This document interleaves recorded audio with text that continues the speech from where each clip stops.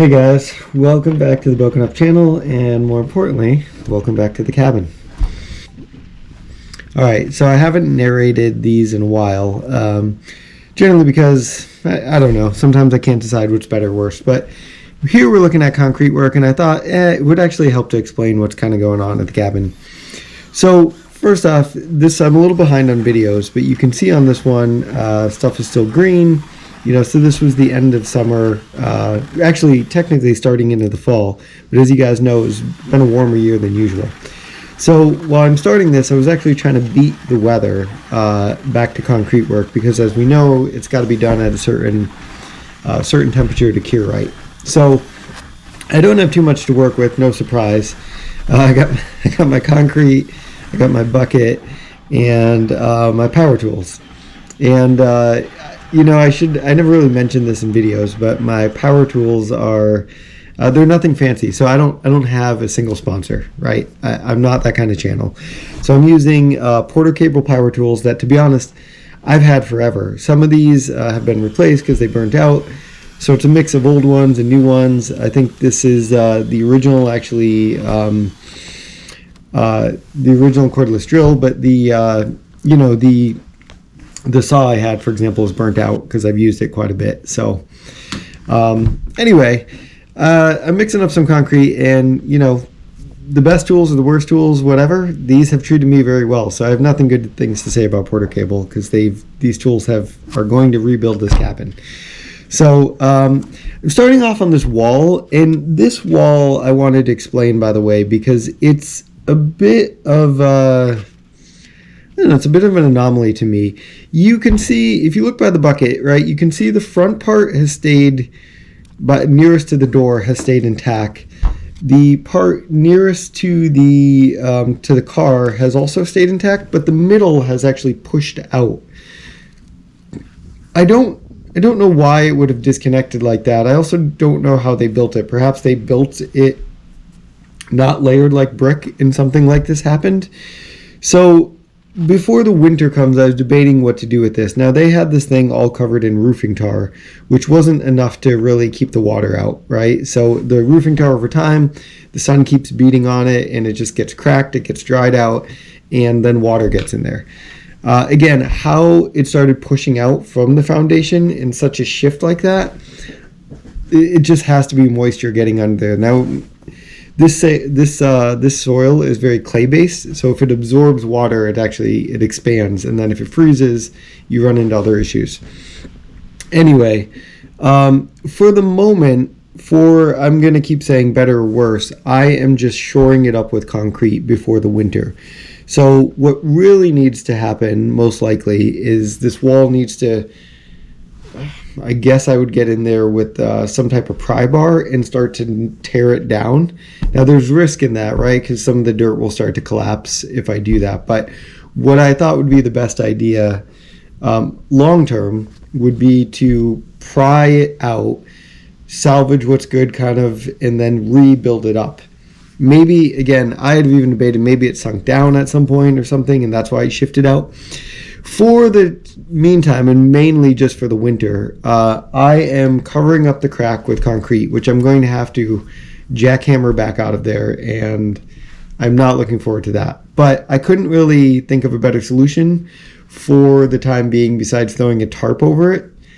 I guess maybe that would have been fine for the winter. I don't know. I just thought for the meantime I should stop it from shifting, and so I am just putting concrete all along the gap that's there.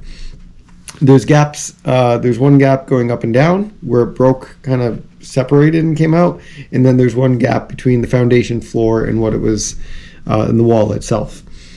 So that's it. We'll see. That'll obviously hold up for the winter, and I don't expect it to shift beyond that, because now the cabin's kind of waterproof. There's no water getting from the inside, and should be no water getting from the outside. So I'd expect any snow, ice, rain, anything that comes down on top of that will just roll over the concrete for now, and my goal is to figure it out in the late spring. I don't want to do the early spring, because back to temperatures in wet weather, I would want this to dry out and be in the dead of summer when when we're not getting a lot of rain, depending on what type of year it is.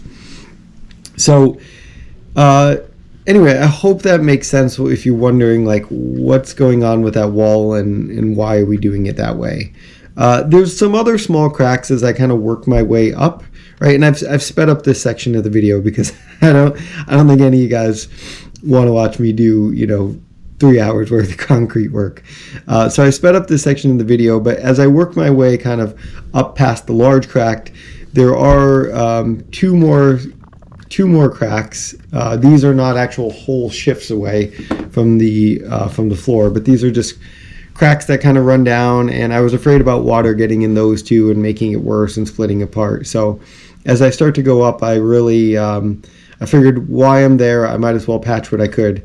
The other sides, by the way, the front where the car is and the right hand side of the cabin, depending on which way you're looking at it, that wall's just fine. There's no shift, there's no nothing. So good news is I at least only had to shore up this wall for the time being, just to get it going. But even as I work my way up there, you'll see this. One of the corner closest to the car, a whole chunk just split off over time. I don't know. This is that section. I'm not sure if somebody drove over it or it just wasn't poured properly. This cabin also is possibly 100 years old from what I understand from the neighbor. We'll get into that in another episode. But so for the meantime, at least in this corner, just because I don't want that to pool up water, I decided just to put concrete back in there. And I thought, well, for the time being at least, that should bond to it because I've dumped water to bond it to the next. And if it's not perfect, it's better than what it is. It's better than kind of this this pool of water that can sit there. So for the meantime, and plus then the flashing that I put on the outside, that at least has something to sit on, because right now that's just kind of hanging, which you can see me lifting it up there. But it would have been fine without it, but I just don't want that. Once I got to the inside, I don't know if I went through this exactly in one of the other videos, but there's cracks through all parts of the floor. So this foundation has cracked, I don't know, probably in 4 areas. They obviously, whoever owned this before, what time period I don't know, had attempted to patch it before.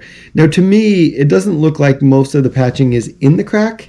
It looks like it's mostly almost like skim coated. That was my impression, because some of it chipped off very easily. So while I'm using this kind of drill hammer, mini jackhammer, whatever you want to call that tool, that one, by the way, is also just from Harbor Freight. And those tools, for how much I use them, because I'm not doing jackhammering or cement work every day, this is, I think, the 3rd time I've used this tool and hasn't let me down yet. So if that gets me what I need just to drill some stuff in the concrete and jackhammer this, I'll put it back in the box, and I don't know when I'll use it again. Hopefully I won't need that anytime soon. So this, so I just jackhammered whatever I could, because some of that was chipping away, honestly, with my foot. Other stuff was kind of rock solid, but they created this bumpy wave, and I was just afraid of putting concrete on top of unstable concrete and just making it worse. So for the moment, I basically scraped off anything I could, and then I figured I'd just go back through it. Now, when I went back through it, you'll see this coming up, I am trying to get into those cracks. So some of those cracks are tiny, like less than an inch. Other ones are an actual inch and have been there for quite some time. I have a lot of questions on that. I'm not sure. At one point it looked like there were roof leaks. So had the water just got down in there and then froze, and this has been poorly maintained, so it cracked. Has the ground shifted over 100 years? I don't know. I guess that's it. So it makes me a little worried, kind of going back and being like, well, is this just going to crack again and something is inherently off? Maybe it wasn't. I don't know, maybe it wasn't poured thick enough, or maybe it's just all from that wall shifting out and having zero maintenance over time. But for now, I guess I'm going to see how this works, right? I'm going to hope that if I actually get in those cracks, you can see I'm trying to actually I'm trying to get the metal edges in there to actually put it in there. At some points, I'm actually dipping my fingers in there if the crack's large enough, just to make sure that gets in there. So I've sprayed from all the way on the top. I've made sure the edges of the crack get in there as well.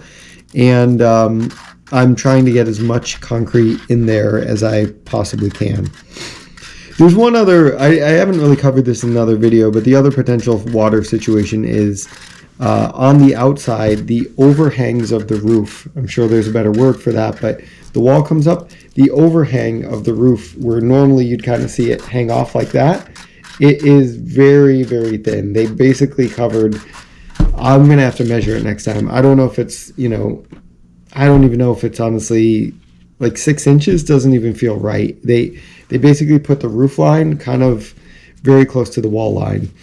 And that, I'm sure there's a standard nowadays or something they should, you should have done even as a good practice then, because I own an old house and my house doesn't have that. The overhangs are normal. So I could throw rain gutters on there. I could actually just build them out further, and I actually think that would help a lot with the water situations. I have not had time to get to that part of the project, nor have I had time to consult anybody on that. But I'm just going to guess that is that's adding to the problem if I had to guess. So anybody watching this from a building standpoint can probably say, yeah, you know what, this is the code or whatever. You're not wrong on that, or that shouldn't matter too much. I'll get to Googling it at some point and we can go from there. But again, considering the cabin's now dry, last time I went up there right before this, when I walked in the door, it had rain, but the cabin smells dry. So I felt pretty good about doing this concrete work as long as it was before it got cold, because as you can imagine, this doesn't really have any, there's no moisture barrier because it's just a cabin in the woods. And, there's no insulation or anything coming up. So I would imagine at some point it's absorbing moisture from the ground, which is also going to be another problem. I'm going to have to fix that at some point. But at least all the sill plates we put down have that foam on the bottom, and they are pressure treated ground contact boards. So at least, that should live my lifetime, I would imagine. Yeah, if it doesn't, I think something's gotten seriously wrong. So anyway, I wasn't able to patch the entire floor. So you'll see at the end of this video, but I do walk you through kind of what I got done. But I'm able to patch probably 75% of it, which I felt really good about. So the end of the video has a quick walkthrough of what's going on with that, and you can see how I left for this trip. Now I'll have one more video coming up to patch up some of the steps, and then what's remaining. But for the moment, it felt nice getting this done. Like seeing these huge cracks covered up before the winter comes. It just feels good. Again, step by step, it feels like this cabin is actually going to survive and not collapse on me. So, but it is tedious work. I should have bought some knee pads for this. That was one revelation I had as I was going through this. After kind of doing some concrete work for what felt like 2 days, I was like, oh, kneeling on bare concrete, doing all this. And again, you can't really stand up and scrape it in there. You really got to get down to get to the crack level. That part was, takes a toll, right? So if I did this one more time, or if I have to do some floor work, I think I will invest in some $20 knee pads. And I think that's worth it. I did buy, though, let me tell you guys, those purple gloves I'm wearing are kitchen gloves. Last time I was doing concrete work at my house, which wasn't as much as this, I was just using my bare hands, and that's fine, right? It works just fine, but it leaves this weird feeling on your hands. I don't know if it like sucks out all the moisture or something, but they start off feeling like almost like it's like an exfoliation, and you're like, oh, my hands feel new. And then after a while, I felt like they felt like crazy dried out. So I wanted to get these gloves. Plus, you're working with cold concrete this whole time. And these gloves, by the way, I know everyone says like buy contractor gloves and all these things. These purple $2 kitchen gloves were fantastic. So I got these for $2 at Menards, which if you don't have Menards by you, it's the same as a Lowe's or Home Depot. Right here in the Midwest, I just like Menards out of them all. And so I got these $2. I literally think they were $2. And these purple gloves were pretty fantastic. They wash off really easy. And I don't know, they fit better than I felt like some contractor gloves or anything like that. And they didn't rip. After doing all this rough concrete work and all that, the kitchen gloves I felt like held up better than if I bought some fancy gloves for whatever price. So I actually probably will buy another pair of these because eventually they will rip. But for the meantime, yeah, I'm just going to say this. Get yourself some $2 kitchen gloves. Don't, forget the advertisements that you see for all the other fancy stuff. These got the job done just as good as anything. So this is the end of my patchwork. The only thing after this was really the cleanup process. So the cleanup, what do I say about the cleanup? This pump is still limping along. So you'll see this. I mean, I have to pump it a lot, and you have to continually pump it. I may have said this in another video, but I used one of these at a backpackers campground. Actually, not too far away, and you would get that thing going, but that thing would just gush out. Like you could fill up a lot in a short amount of time. This one, you can see how much is coming out. It's probably what I would call halfway. It's never a full pipe load coming out, dumping into this bucket. As soon as you stop pumping, it just kind of drops off. So I'm not going to have time to get to this before the winter either. We're already in the fall here, and so it is what it is. I also could have just gone and filled these buckets up at the river.